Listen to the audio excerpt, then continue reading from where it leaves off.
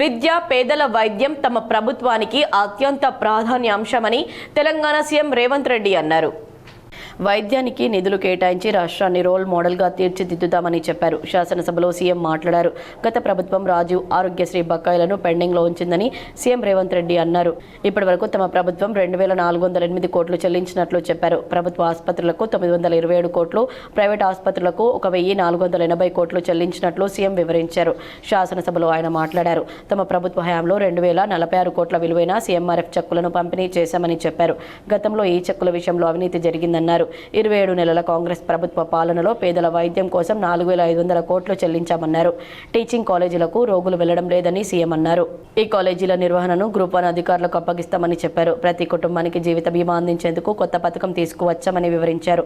విదేశాల్లో నిపుణులైన వైద్య సేవలను వినియోగించుకోవాలని ప్రభుత్వం ఆలోచిస్తుందన్నారు. గోషామహల్లో 30 ఎకరాల్లో 3000 కోట్లతో ఉస్మానియా ఆసుపత్రి నిర్మిస్తున్నామన్నారు. ఆ పనులు వేగంగా జరిగేందుకు చర్యలు తీసుకున్నామని వివరించారు. ప్రభుత్వానికి సలహాలు, సూచనలు ఇస్తే స్వీకరిస్తామన్నారు.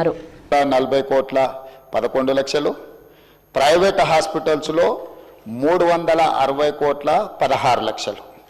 అదేవిధంగా అధ్యక్ష, మేము ప్రభుత్వం వచ్చిన తర్వాత మేము చేసిన పేమెంట్స్ 7/12/2023 నాడు మేము పదవి చేపట్టినాక 8/12/2023 అంటే ఫైనాన్షియల్ ఇయర్ 2023-24 అంటే కంప్లీట్ మార్చ్ 31, 2024 వరకు వాళ్ళు లేరు అధ్యక్ష. 3 నెలల ముందే ఈ ప్రభుత్వం బాధ్యత తీసుకున్నది. ఈ ప్రభుత్వం బాధ్యత తీసుకున్న 8/12/2023 నుంచి ఈరోజు